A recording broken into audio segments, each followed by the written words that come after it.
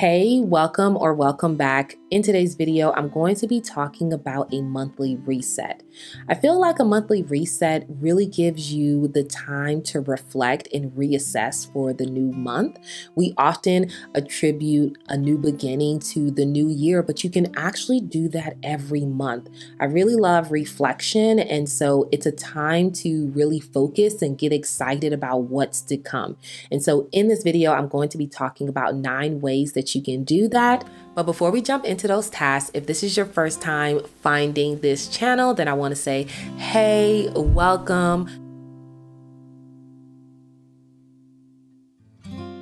I make videos all about self-care, self-healing, and just to create a life that you want to live. So if that interests you, definitely hit the like button. Don't forget to subscribe. And if you're already a subscriber, then I want to say thank you so much. It means so much to me. So without further ado, let's jump into these tasks for this monthly reset. Task number 1 is to reflect. When we're moving and we're going throughout the day, we sometimes forget to take the time to think about all the things that we've achieved, all the things that we have done successful, and we're kind of off to the next thing. So before you even go into the next month, think about the things that you have achieved, whether it's small wins or big wins. It doesn't have to be a big list, but taking that time to say what has happened and what have I achieved this month can be a really good grounding place before you go and have a fresh start. So this can be done with journaling, creating a list, but take that time to really reflect on all that this month has brought you. So then you kind of know what you want to still work on or build upon in the next month. The next task is to clear your emails and junk folder. I am so bad at this throughout the month, so I definitely need this at the end. I subscribe to things. I just glance over emails all the time where I'm like, okay, I'll check it later, but then that starts to pile up. And so it's important to delete emails that you have checked or don't need anymore, clear out that junk folder, organize the important emails by creating folders. This allows you to be more organized. You're able to locate things easier, and it allows you to really have that beneficial reset. And honestly, we all have things that we can unsubscribe from. So it's also a way to make sure that the emails that are coming in are ones that you actually want. So then you stay organized and can keep it going. The next one is financing and budgeting. I know people really don't like talking about finances all the time, but they can be a really big stressor and a burden if you continue to neglect this. So I like to do this at the end of the month because I set reminders. Most of my things are on auto pay, but I like to make sure there's no fraud, that I've paid everything, that everything that's owed to me comes to me.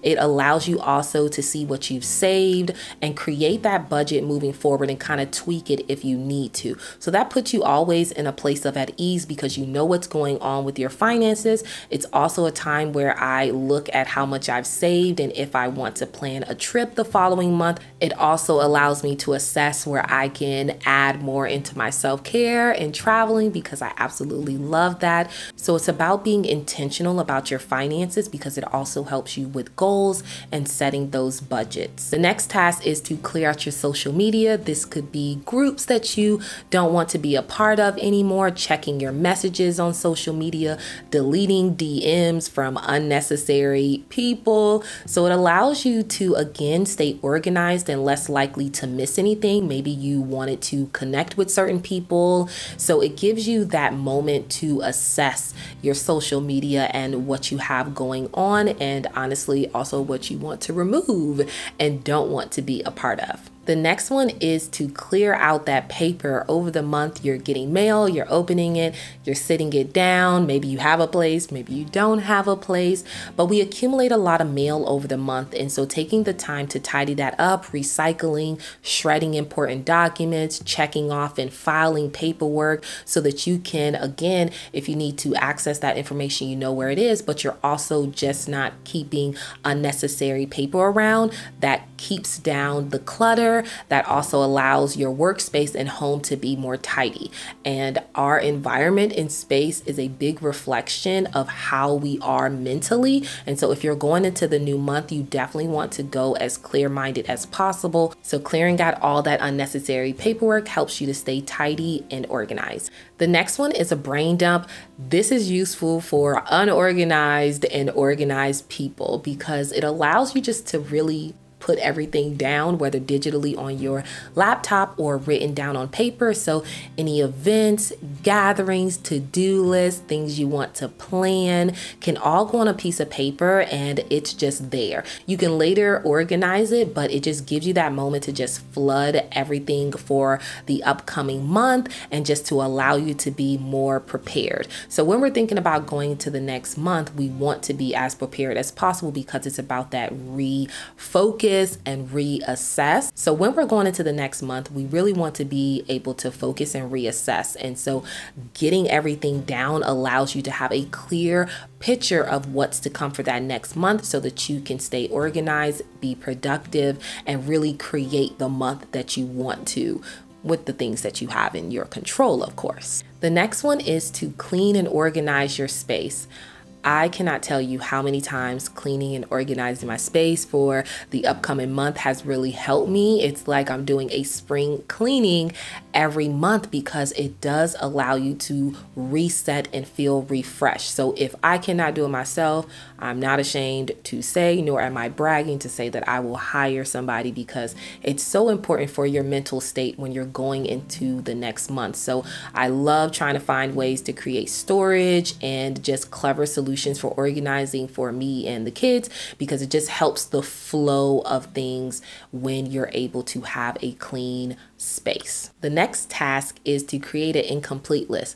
As we're going through the month and just assessing what we did, what we achieved, and the goals that we were able to accomplish, there are honestly probably a few things that you weren't able to get to. So keeping a running list of the incomplete tasks can be helpful because then you can plan accordingly for the next month and just evaluate its priority because we already did do the brain dump of all the things to look forward to that we want to do. So we can tack on those things that weren't done and really prioritize them and kind of give us a clear perspective of what the next month will look like. Sometimes things on my incomplete task do not come into the next month, and sometimes they do. It just depends on after I'm assessing just the value, how important they are, and the necessity of me to get that done. So after you have assessed the whole month, cleaned up, tidied up, made your list, now comes the fun part is to set those new goals, whether they're personal or professional. I like to set both because